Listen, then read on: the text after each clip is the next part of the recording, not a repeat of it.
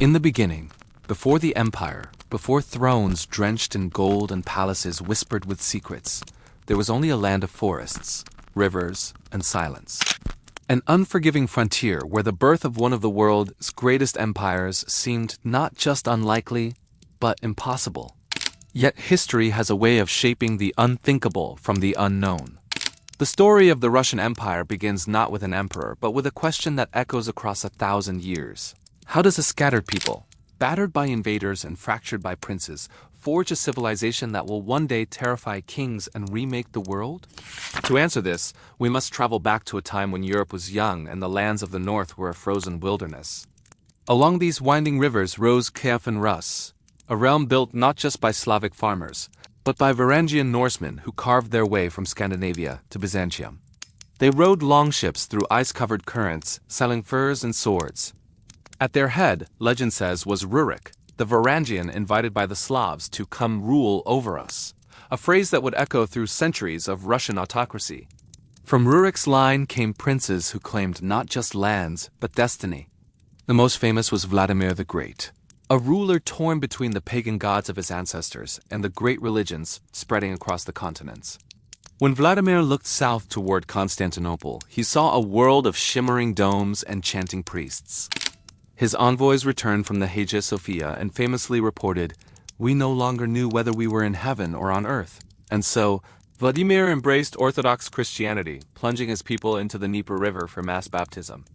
This symbolic union anchored the spiritual foundation of Russia for a millennium. Yet no sooner had Kiev and Rus found its identity than it began to fracture. Princes feuded, territories splintered, and unity crumbled. This weakness caught the attention of a force unlike any the world had ever seen. From the east came thunder without clouds, and an army so relentless that cities collapsed at the sound of hooves approaching. The Mongols had arrived. Led by Batu Khan, grandson of Genghis, the Golden Horde rolled across the steppes like a tidal wave of iron. Kiev, the beating heart of Rus, was reduced to ruins. For nearly 250 years, the Mongols held the Rus lands in their grip, demanding tribute and submission. But in that crucible of domination, something unexpected stirred. The Mongol yoke forged resilience and hardened identity. And in the shadows, a new power slowly rose: Moscow. Protected by forests and guided by shrewd princes, Moscow grew from a backwater settlement to the heartbeat of resistance. Even the Third, the Great, refused to pay tribute, declared independence, and married the niece of the last Byzantine emperor, symbolically inheriting the mantle of the Second Rome. But it was Ivan the Fourth, the man history remembers as Ivan the Terrible, who transformed Moscow's power into an empire. His childhood was a storm of betrayal and paranoia, and his rule became a mirror of that tormented youth. He crowned himself the first Tsar, a title meant to invoke Caesar himself, and unleashed both brilliance and brutality. Under Ivan, Russia expanded eastward, swallowing remnants of the Mongol Khanates, and opening the gateway to Siberia. But as his empire grew, so did his fear. He created the Oprichnina, his personal terror force who rode black horses carrying severe dogheads and brooms, symbols of their mission to sniff out treason and sweep it away with violence. By the time Ivan died, he had carved an empire but left behind chaos. What followed was the time of troubles, when famine, foreign armies, and internal strife nearly tore the realm apart. It seemed the Russian state might finally collapse. But from this storm rose a new dynasty, the Romanovs. In 1613, a teenage boy named Mikhail Romanov became the new Tsar, beginning a dynasty that would rule for over 300 years. His successors stabilized the nation, but the Romanov who would truly redefine Russia was Peter the Great. Peter was a force of nature, restless and impatient, consumed with the belief that Russia must modernize or die. He traveled in disguise to Europe, learning shipbuilding with his own hands. When he returned, he remade Russia as if sculpting it from raw clay. He ordered nobles to shave their beards, built a navy from nothing, and founded a new capital, St. Petersburg, on a swamp, at the cost of thousands of lives. It was a statement. Russia would no longer be a shadow on the edge of Europe. And so it wasn't. Russia expanded in all directions, becoming a titan of the continent. But beneath the splendor of palaces lay a nation divided. Serfs lived lives of crushing hardship while nobles basked in luxury. The empire glittered on the surface but cracked underneath. Catherine the Great expanded the empire further, embracing Enlightenment ideals while ruling with an iron fist. Yet even her reign could not erase the growing unrest. As the 19th century unfolded, the empire faced pressure from all sides. When Tsar Alexander II attempted to emancipate the serfs, it was too little, too late. He paid with his life in a bomb attack by revolutionaries. By the time Nicholas II, the last Romanov, took the throne, the empire was a powder keg. A disastrous war with Japan exposed its weakness. Bloody Sundays shattered faith in the monarchy. And World War I pushed Russia past the breaking point. Soldiers starved, cities froze, and the people demanded change. In 1917, the empire that had stood for centuries finally crumbled.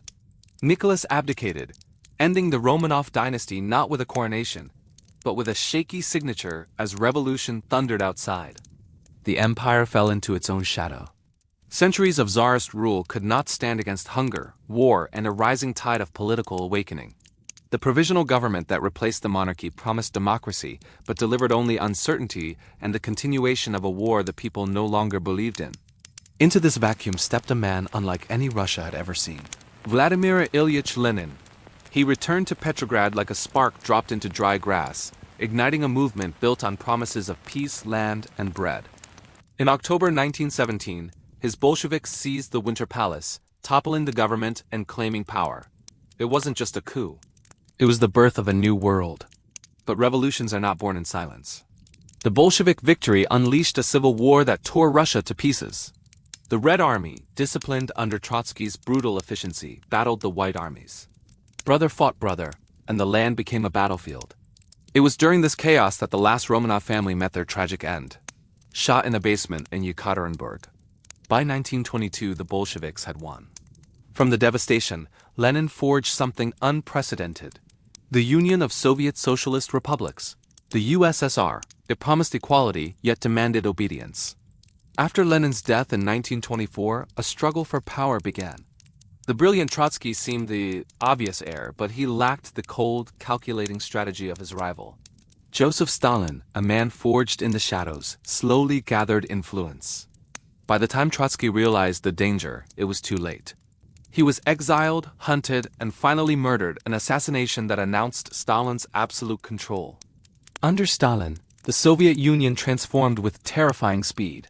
His Fabier plans launched massive industrial drives. Factories rose from dust, and a peasant nation became an industrial colossus. But the human cost was staggering. Forced collectivization triggered famines, like the Holodomor in Ukraine that killed millions. The Gulag system expanded into a vast archipelago of labor camps. Fear became a constant companion. The Great Purge swallowed generals, intellectuals, and ordinary citizens alike. And yet the Soviet Union grew powerful. So powerful that when Hitler unleashed Operation Barbarossa in 1941, it met a force that could withstand the greatest land invasion in history. The turning point came at Stalingrad. The Soviet victory there shattered the myth of Nazi invincibility and turned the tide of the war. In 1945, the Red Army pushed relentlessly westward until the Soviet flag rose above the Reichstag in Berlin. Stalin's death in 1953 opened a new chapter. Nikita Khrushchev denounced Stalin's crimes and attempted reforms. The USSR launched Sputnik, igniting the space race. But the Cold War, the standoff against the United States, shaped every aspect of life. The world lived under the constant threat of nuclear annihilation. When Khrushchev was ousted, Leonid Brezhnev presided over a period of stability mixed with stagnation. The Soviet Union appeared strong, but beneath the surface, cracks deepened. The economy slowed and faith in the system faded. Then, Mikhail Gorbachev stepped into power with bold new ideas, glasnost openness and perestroika restructuring. He believed the system could be saved, but instead, he unwittingly loosened the bonds holding the Union together. Nationalist movements surged. Economic chaos intensified. A failed coup by hardliners in 1991 marked the end. On December 26, 1991, the red flag bearing the hammer and sickle was lowered from the Kremlin for the last time. The empire was gone, replaced by a new Russian Federation, and yet the story does not end there. The legacy of the Russian Empire, its triumphs, tragedies, and revolutions continues to shape our world. From the rivers of Kiev and Rus to the ashes of war, from the golden halls of tsars to the cold offices of Soviet planners, Russia's history is a saga of extremes. Unimaginable suffering and breathtaking achievement, tyranny and resilience, collapse and rebirth.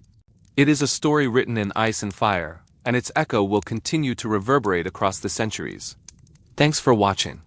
Be sure to subscribe for more deep dives into history.